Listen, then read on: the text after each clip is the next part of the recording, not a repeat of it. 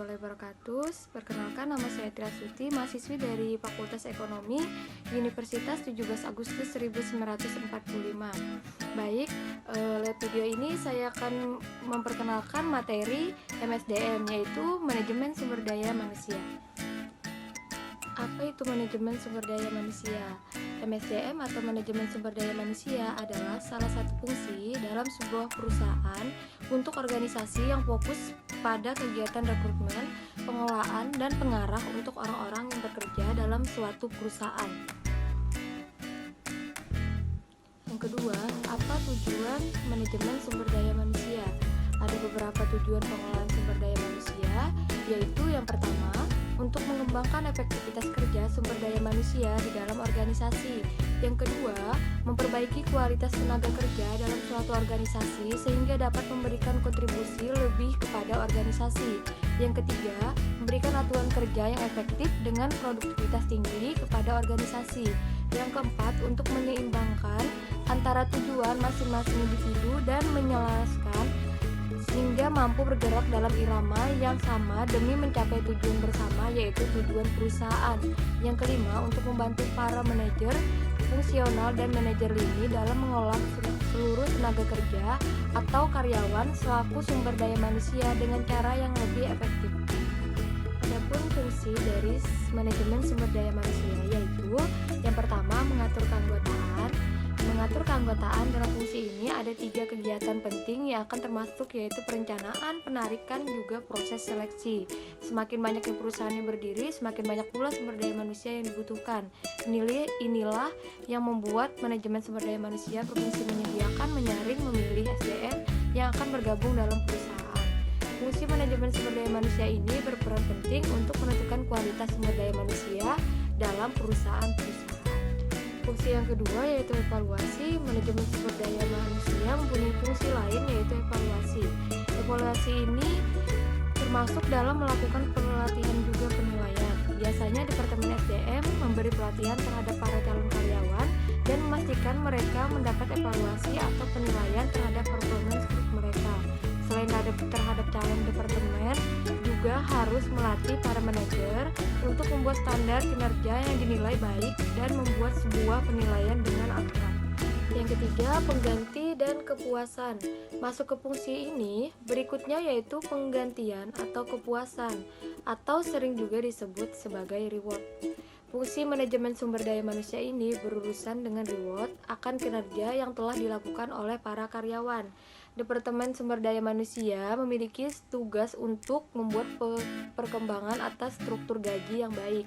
Sementara pihak manajer memiliki tugas memberikan evaluasi kinerja untuk penentuan gaji yang akan diterima karyawan yang bersangkutan. Kedua belah pihak yang meliputi manajemen sumber daya manusia ini harus melakukan koordinasi yang baik. Yang keempat yaitu pelatihan dan penasehat. Manajemen sumber daya manusia juga memiliki fungsi sebagai pelatih sekaligus penasehat. Pihak Departemen SDM bertanggung jawab untuk membantu pihak manajer dalam membuat program-program pelatihan baik untuk calon karyawan baru atau juga karyawan lama demi menghasilkan kinerja yang lebih berkualitas. Selain melatih Departemen SDM, juga menjadi penasehat yang akan memberi masukan kepada pihak manajer serta mencarikan solusi bila terjadi kasus atau masalah selama proses perkembangan. Yang kelima yaitu membangun relasi. Fungsi selanjutnya adalah membangun relasi. Manajemen sumber daya manusia berperan penting dalam membangun relasi dengan karyawan seperti melakukan negosiasi dengan pihak perserikatan pekerja. Peran aktif dalam mencari jalan persetujuan antara perusahaan dengan serikat pekerja akan mengurangi datangnya keluhan dari pekerja. Di sini Departemen SDM juga harus berusaha agar tidak terjadi tindakan tidak sehat yang dapat dilakukan oleh para karyawan seperti mogok pekerja dan demonstrasi. Dari sini kita dapat menyimpulkan bahwa Departemen SDM merupakan sosok yang berperan menjaga ikatan antara karyawan dengan serikat pekerja dan perusahaan. Yang keenam yaitu menciptakan kondisi aman dan sehat. Manajemen sumber daya manusia mempunyai fungsi yang keenam yaitu sebagai pencipta kondisi yang aman dan sehat, yaitu menghindari hal-hal yang tidak diinginkan dan berisiko seperti kecelakaan yang dialami pekerja. Departemen SDM bertanggung jawab untuk melakukan pelatihan khusus seperti keselamatan kerja, memperbaiki kondisi yang dapat membahayakan pekerja, dan membuat program kesehatan untuk pekerja.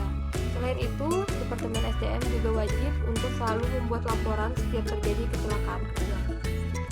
Yang ketujuh yaitu mendalami masalah. Fungsi selanjutnya adalah sebagai pencari solusi dari masalah-masalah yang telah terjadi.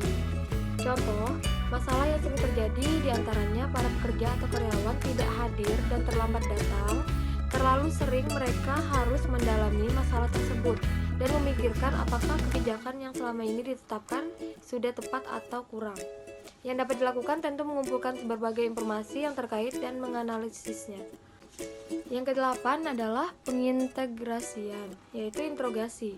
Yang dimaksud integrasi di sini ialah menyatukan kepentingan perusahaan dengan kebutuhan karyawan. Jika integrasinya bagus, tentu kerjasama akan lebih menguntungkan untuk kedua pihak. Yang kesembilan yaitu pemberhentian. Pemberhentian karyawan yang disebut juga PHK. Pemutusan hubungan kerja adalah proses memutus atau mengakhiri kontrak atau hubungan kerja antar perusahaan dengan karyawan.